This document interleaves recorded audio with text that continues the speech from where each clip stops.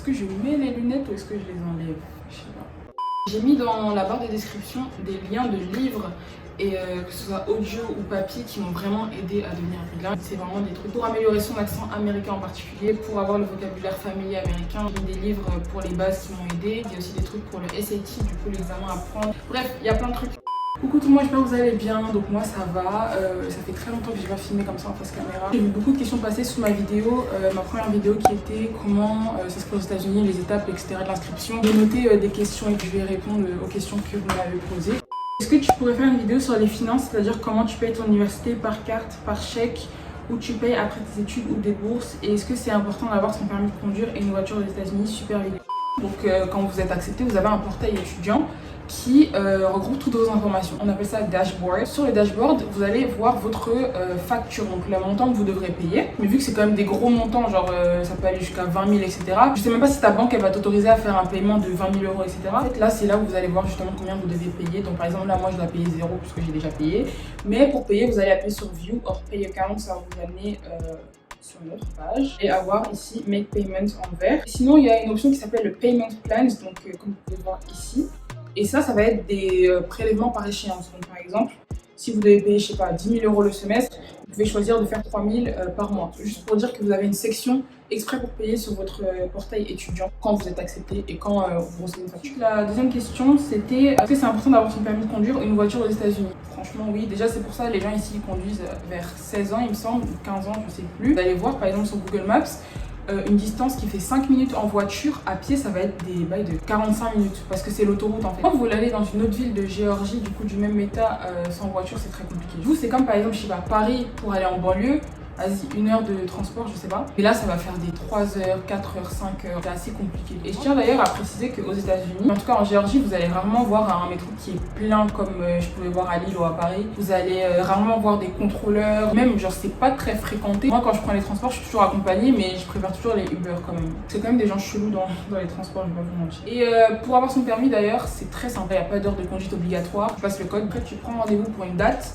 Et tu as un instructeur qui va venir te chercher. Apparemment, ça dure 5 à 10 minutes. Tu dois juste faire l'autoroute et une manœuvre, faire un créneau, pardon.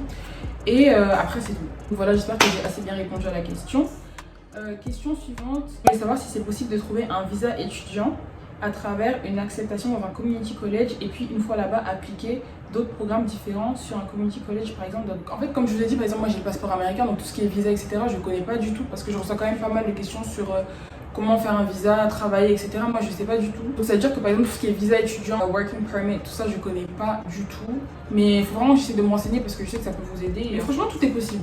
Tout est possible. Je reçois souvent des questions un peu complexes comme ça, il y a toujours une alternative. Il y a énormément de gens qui viennent de l'étranger pour étudier, donc il y a toujours une solution. Bonjour, s'il vous plaît, j'aimerais juste savoir à propos de la lettre de motivation, à qui adresserons-nous la lettre? Il n'y a pas de lettre de motivation. C'est pas une lettre de motivation, c'est un essai, donc c'est une dissertation sur un sujet. Donc moi, c'était raconter un événement marquant qui vous a truc. Par contre, il y a une lettre de recommandation qui est soumise par vos profs. Il me semble qu'il faut l'adresser à un cher monsieur le directeur ou bien l'école. Enfin, c'est pas important. S'il te plaît, c'est quoi l'âge limité pour créer le compte? Je pense que l'âge ça importe pas. Il y a des enfants qui graduent le lycée à 15-16 ans. Je ne veux pas vous empêcher de vous connecter sur la plateforme parce que vous êtes trop jeune. Ensuite, on m'a demandé est-ce que c'est compliqué de trouver un logement? De vraiment faire les démarches, vous savez, avec un agent immobilier ou bien dans la ville, etc. indépendamment, je sais pas du tout si c'est compliqué. Par contre, du coup, quand vous êtes accepté et que vous cherchez un logement sur campus, bah, c'est très très simple. Ils vont directement vous proposer, demander, pardon, si vous voulez loger sur le campus ou en dehors du campus. Disons par exemple, il y a 10 000 élèves dans l'université. Il va y avoir 7000 places sur le campus, donc faut s'inscrire, mais sinon c'est facile à trouver. Par contre, quand tu as une chambre, souvent c'est pour une année. L'année prochaine, je devrais vendre ce logement-là et en prendre un autre, peut-être plus grand, peut-être plus petit, je sais pas. Je sais qu'il y a une résidence universitaire où en fait tu payes par mois et du coup tu peux garder ça pendant 4 ans. En tout cas, quand tu prends une chambre, genre première année, deuxième année, souvent c'est 1 an et après tu la vends. J'aimerais savoir comment faire pour passer les SAT ou encore GRE. J'ai une licence et j'aimerais poursuivre mon master aux US. Ce que vous allez faire, c'est que vous allez taper par exemple centre de SAT examen à Bordeaux. Ils disent dans quel pays, donc en dehors des États-Unis. Vous cherchez une date à laquelle vous voulez prendre le test, pardon. Du coup là par exemple j'ai mis que je veux faire le test en dehors des États-Unis, par exemple le 3 décembre 2022 en France. J'appuie sur trouver un centre de test. Ils vont me dire qu'il y a 5 écoles qui proposent justement de passer ce test là aux dates recherchées. Donc ce que je vais faire, c'est que je vais mettre m'enregistrer maintenant. Je sais pas comment ça sera présenté en français, mais en gros c'est comme ça et vous mettez, vous enregistrez, vous créez un compte, etc. Et vous allez passer votre test. Ensuite on m'a dit coucou, est-ce que tu pourrais faire une vidéo sur comment avoir une bourse d'études ou sportive à l'université de notre choix aux US, s'il te plaît. Chaque université elle a une section qui s'appelle Scholarship et ils ont toujours une section Scholarships and Grants. Donc encore une fois, vous allez taper par exemple NYU, donc New York, et ça va vous montrer quelles sont les bourses possibles en fait. Par exemple, il y a marqué Apply for the New York World Trade Center Member Scholarships. Donc en gros, il y aura toujours des liens pour vous permettre de demander une bourse.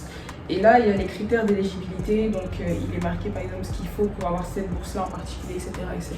Souvent, ce que vous allez faire, c'est que vous allez trouver une adresse mail et envoyer un mail en expliquant vraiment votre situation pour qu'ils puissent voir si ils peuvent vous attribuer une bourse. Le coût fondamental des études, il varie selon ta filière. Il varie aussi en fonction de si tu prends un logement sur campus ou pas. Ça varie en fonction de si tu prends un régime à la cantine ou pas. Et ça varie en fonction de si tu viens de la ville ou pas. Donc par exemple, moi je suis née en Géorgie. Par exemple, si tu viens de l'état de New York, que tu viens étudier en Géorgie, tu vas payer comme un comme un outside of the state. J'avais une amie à moi qui venait pas de Géorgie et qui payait, je pense, 24 000 par semestre, donc 45 000 l'année. Genre, elle m'a montré et tout, elle avait plein de mails en expliquant sa situation, en disant bon, c'est quand même trop cher, etc., c'est pas possible, et du coup, ils lui ont offert sa scolarité gratuitement. Mais, bien évidemment, ils n'ont rien à gagner à te payer ta scolarité s'ils ne gagnent pas autre chose, ce qui fait que maintenant, elle est enregistrée sur la liste présidentielle, si j'ai bien compris. C'est-à-dire qu'elle doit avoir un GPA, c'est la moyenne, qui est égale environ à 4.0.